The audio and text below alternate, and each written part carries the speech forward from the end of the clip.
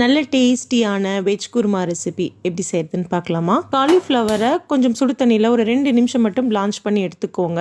ஒரு 8 பல்லு பூண்டு, 2 துண்டு இஞ்சி, 2 பழுத்த தக்காளியை மிக்சி ஜாரில் ஃபைன் பேஸ்ட்டாக அரைச்சிக்கலாம். 2 டேபிள் ஸ்பூன் எண்ணெய், கிராம்பு, சோம்பு, 2 வரமிளகாய், கொஞ்சம் கருவேப்பிலை, ஒரு பெரிய வெங்காயத்தை பொடியா நறுக்கி உள்ள சேர்த்து நல்லா வதக்கி விட்டுட்டு அரைச்சி வச்சிருந்த விழுது கொஞ்சமாக தண்ணி சேர்த்து 3 ஸ்பூன் குழம்பு மிளகாய் தூள், 1/2 ஸ்பூன் மிளகாய் தூள் சேர்த்து நல்லா வதக்கிட்டு நல்லா தொக்கு பதத்துக்கு வந்ததுக்கு அப்புறம் நம்ம கட் பண்ணி வச்சிருந்த காயெல்லாம் உள்ள சேர்த்துக்கலாம். உங்களுக்கு என்ன காய் பிடிக்குதோ நீங்க உள்ள சேர்த்துக்கோங்க. தேவையான அளவுக்கு தண்ணி, கொஞ்சமா உப்பு சேர்த்து ஒரு 5 நிமிஷம் காய் நல்லா வேக விட்டுடலாம். இதுக்கு ஒரு சூப்பரான மசாலா ரெடி பண்ண போறோம். ஒரு கை தேங்காய், 1 டேபிள் ஸ்பூன் முந்திரி பருப்பு, 1/2 ஸ்பூன் வெள்ளை எள்ளு, 1/2 ஸ்பூன் கசகசா, 1 டேபிள் ஸ்பூன் பொட்டுக்கடலை, கொஞ்சமா சோம்பு சேர்த்து நல்லா வலுவலுன்னு பேஸ்டா அரைச்சிக்கலாம். காய் நல்லா வெந்ததும் காலிஃப்ளவர், நம்ம அரைச்சு வச்சிருந்த மசாலா, தண்ணி தேவைப்பட்டா தண்ணி சேர்த்து ஒரு 2 நிமிஷம் மட்டும் நல்லா கொதி வந்ததும் கை நிறைய கொத்தமல்லி தலை தூவி இறக்கிடுங்க. அவ்வளவுதான், ஜம்முன்னு இருக்கும். சப்பாத்திக்கு மட்டும் இல்ல, இட்லி, தோசை, சாதத்துக்கு கூட சூப்பரான ஒரு காம்பினேஷன். ட்ரை பண்ணி பாருங்க. தேங்க்யூ.